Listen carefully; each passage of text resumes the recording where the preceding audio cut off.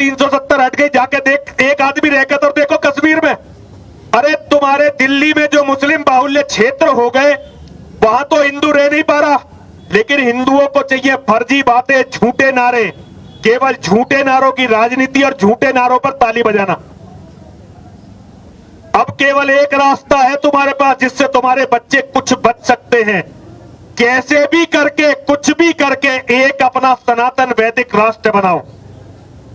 एक ऐसा राष्ट्र हो जिसमें एक भी जिहादी ना हो, जिसमें एक भी मस्जिद ना हो, जिसमें एक भी मदरसा ना हो। चाहे कैसे ही करके बनाओ, इसके सिवा कोई रास्ता नहीं है।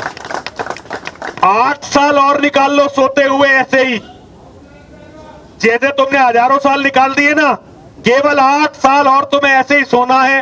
फिर धरती की कोई ताकत, तुम्हारी घर में जितनी भी औरतें हैं, तुम गाय की रक्षा की बात कर रहे हो, गाय तो आएगी मुसलमानों के खाने के काम केवल, लेकिन तुम्हारे घर में जितनी भी औरतें हैं ना, सारी की सारी मंडियों में बिकेंगी, और मंडियों में बिकने से पहले उनके साथ बलात्कार और होंगे, जैसे बांग्लादेश में होते हैं, पाकिस्तान में होते हैं, और भारत में पिछले 1000 साल तक लगातार होते रहे। अंग्रेजों के आने के बाद कुछ कम हुए, बस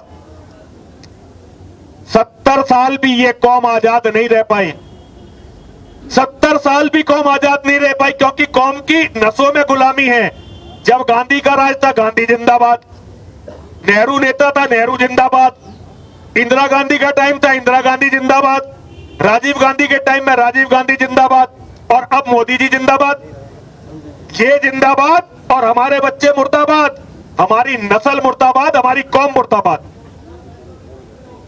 आज तक तुम्हारा एक नेता ये आज तक आतंकवाद का धर्म नहीं ढूंढ पाया।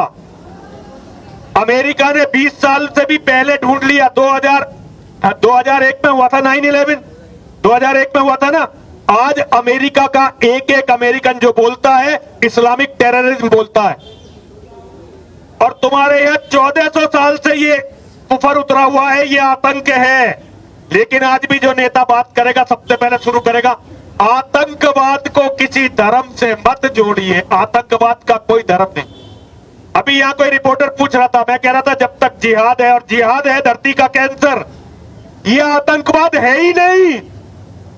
ये इस्लाम का, मुसलमानों का जिहाद है, और इससे लड़ने का तरीका केवल वेद में और गीता में है, और ढूंढते रहो, कहीं है ही नहीं।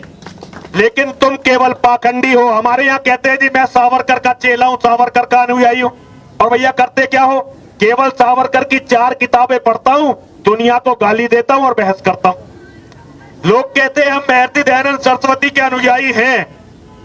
यदि तुम महर्षि दयानंद सरस्वती के अनुयायी होते तो यहाँ इस्लाम नहीं होता। आज यहाँ हमारी कौम की बेटियों की दुर्गति नहीं हो रही होती। हमने केवल महर्षि दयानंद सरस्वती की 4 किताबें पढ़ी और कहना शुरू कर दिया, और कोई मेरे जैसा होगा वो गीता की बात कर लेगा। लेकिन भगवान श्री कृष्ण के रास्ते पर चला कौन?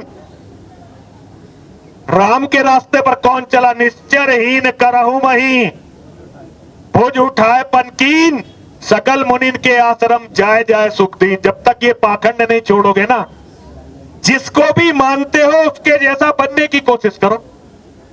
मुसलमान मोहम्मद को मानते हैं, मोहम्मद के जैसा बनने की कोशिश करते हैं, इसलिए तुम्हारे घर की औरतों के बलात्कार हो रहे हैं, इसीलिए तुम्हारी गाय खाई जा रही है। जिस दिन तुम राम बनने की कोशिश करोगे, जिस दिन कृष्ण बनने की कोशिश करोगे, उस दिन समाधान निकलेंगे।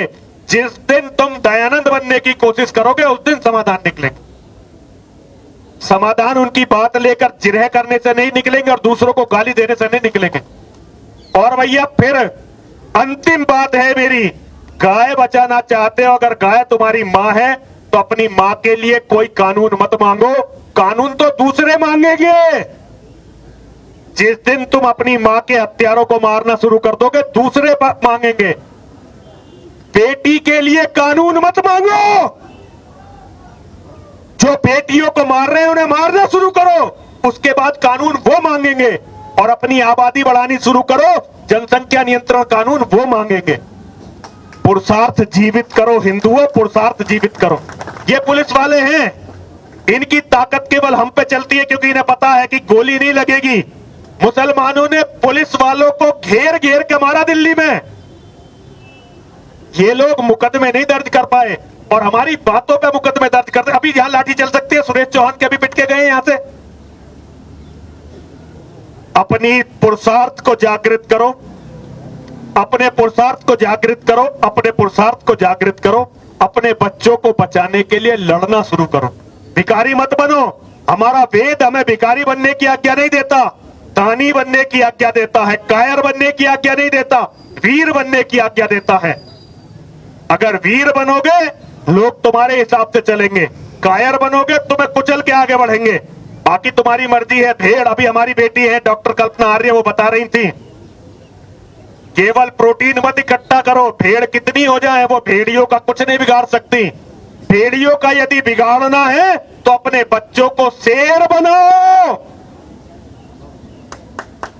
यदि तुम्हारे बच्चे शेर नहीं बनेंगे तो भेड़िए तुमसे कभी नहीं डरेंगे। हर